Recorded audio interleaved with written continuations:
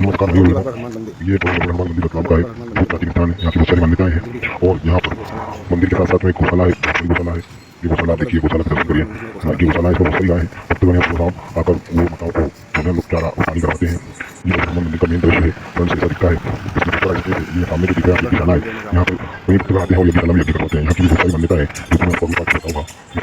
भक्तगण लोग बैठे हैं। ये बलूर हनुमान मंदिर का मेन गेट है।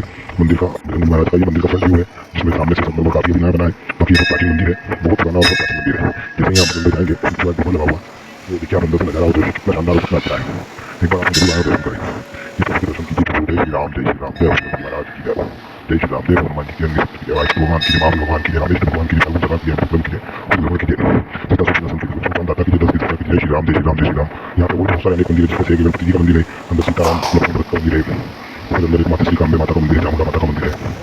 इसी के अंदर एक किसी मंदिर उपला में भोलेनाथ जी का मंदिर है। ये देखिए आपका व्यू कितना अच्छा और शानदार दिख रहा है। अंदर से बाहर से देखिए आप संगमरमर की नक्काशी देखिए, कलाकृतियाँ देखिए आप कितनी शानदार है। ये आप प्रभु के दर्शन कीजिए आप। ये देखिए आप, जय श्री राम, जय श्री राम, जय श्री राम, जय श्री राम, जय श्री राम, जय श्री राम। ये हनुमान महाराज की जय हो। सभी दर्शक सभी भक्तों को कृपा बनाए रखे, पूरे जीव प्राणी को कल्याण बनाए रखे प्रभु। जय श्री राम।